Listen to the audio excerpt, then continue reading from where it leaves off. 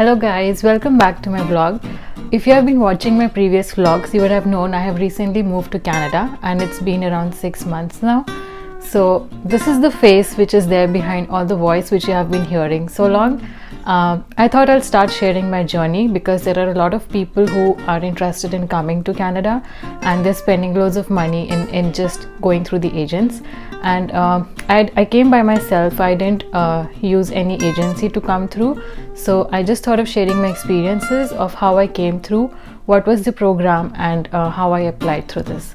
So let's start the video.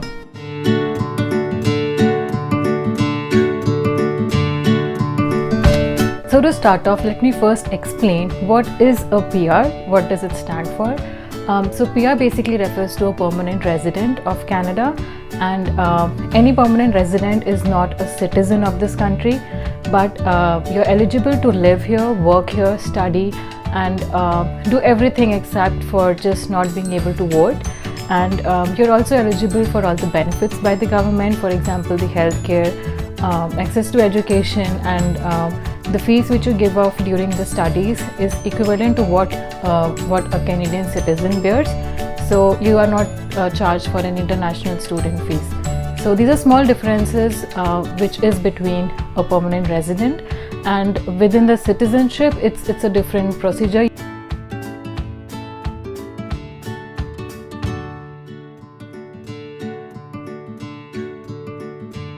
Of Canada, then you can vote for Canada and you can also stand for the political positions. But being a permanent resident, you are not eligible for voting and neither for standing for any political positions.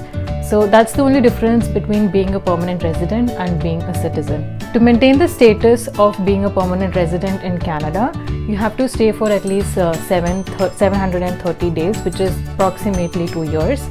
And if you want to go ahead for applying for a citizenship, it takes around 1,995 days. So you have to stay for that much period. It's not supposed to be a continuous period, but yeah, over a while, between the 5 years, you have to maintain these days, and then you can either renew your PR or maybe you can go ahead and apply for a citizenship. The PR which is given, it is granted for 5 years. And it's valid up to 5 years. So once you land in, from the day you start arriving in Canada, since then up to 5 years is your permanent residency, which is valid up to. And after that, it is your decision whether you want to stay, whether you want to give up your citizenship, or whether you want to give up your permanent residency, or you want to get into a citizenship.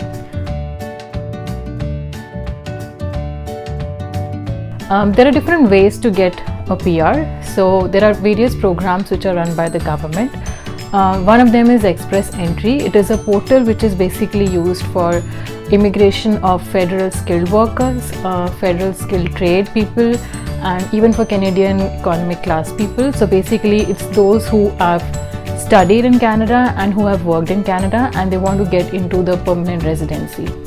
And the other routes are provincial nominee program, then there is agricultural pilot program, there is rural and northern immigration program.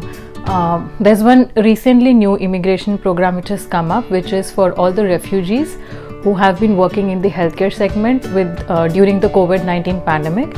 If they were very closely involved in it, especially with the care of the patients, even they have been opened up to apply for the permanent residency. So there are several routes how which you can apply for a permanent residence. I will put up the link for this in the description below, so you can go ahead and check about it. Out of these all of these programs, the program which I choose and which I was eligible for was the Express Entry Federal Skilled Workers Program, and the eligibility is determined based on your education, qualification, work experience, your IELTS exam which you give, your English language proficiency. So based on these aspects, your score is determined, and once you fall within that category, then you are able to apply, and then you can get selected for the Express Entry program and you get the invitation. So today I'm going to talk about how my program, how the whole timeline was when I started off with my applying for the PR, how I started preparing for IELTS, what was the time duration, and when did I get my invite, when did I get my PR, and finally how everything went about.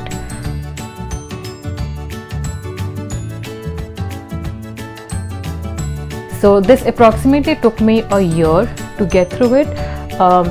A year I'm saying is from when I started preparing for IELTS till the time when I got my passport stamped with the visa and the PR in hand. So it's a long journey, it's a long duration, and it completely depends on how you're going through it, how fast you are getting all your documents, how processing happens at the official level as well. So it depends on various factors. So I started off in giving my IELTS in 2018 December. That was my first attempt, but I didn't score well in the writing section, where I think most of the people struggle as well. So that was my first attempt. I was falling short of some points, and then I gave another attempt in February 2019, and so I scored that score, which made me eligible.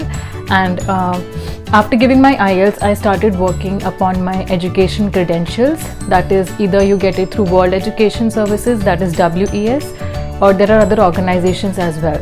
So I'll put up all the links for the description of this whole process and which all websites I looked on to. And so WES I started in around March.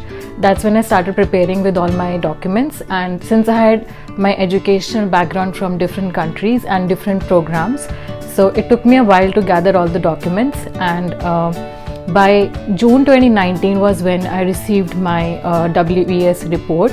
So it comes in by post as well as over your account portal online. I will be explaining this whole process of how I prepared for my IELTS and how I started with my WS in other videos. For now, I'm just giving an overview of how the process went by. Then in June, I created my profile over the IRCC portal. That is where you create your profile, because you need to have your IELTS score before applying for this, and you have to see how is your educational degree equivalent to the Canadian standards. So that's after getting that processed, I created my portal, and in June 2019 I created it. By I think after a couple of weeks the draw happened, and my score was around 471, and the draw was I think around 470. So it was just by 1 mark I was able to get through it. And then I got the invitation to apply by June 2019, and after that I started working upon my documents. And first thing which I wanted to get was my medicals.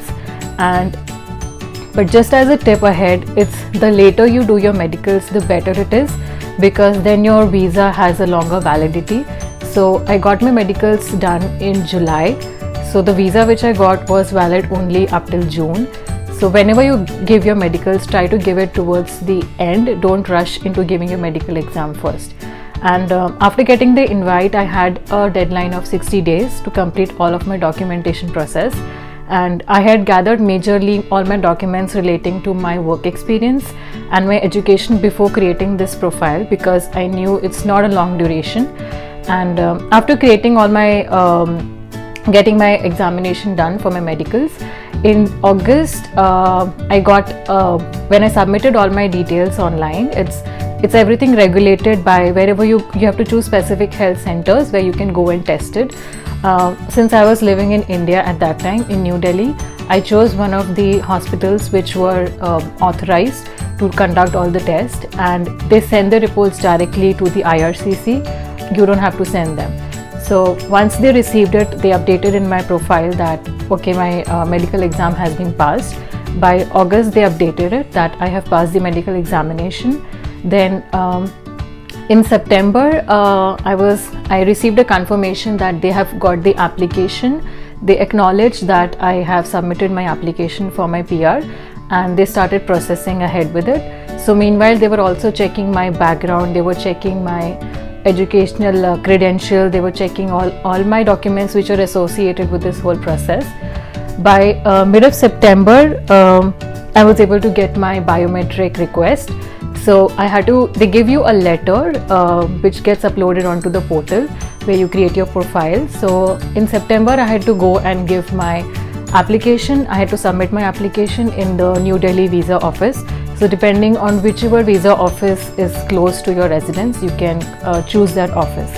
In September 2019, I gave my biometrics. So I had to visit the visa office 2 times. Once to give my biometrics, that was in September, and then after they accepted my biometrics, which is valid for 10 years, and so you don't have to give a biometrics again at least up till 10 years. And then after September, I submitted my passport in December 2019, and again for that you get a letter from the from the IRCC that now you can go ahead and submit your passport. So in December 2019, I submitted my passport, and I think it took around a month or so, and then in Jan 2020 I got my COPR document along with my passport, which was stamped by the Canadian authorities by the visa.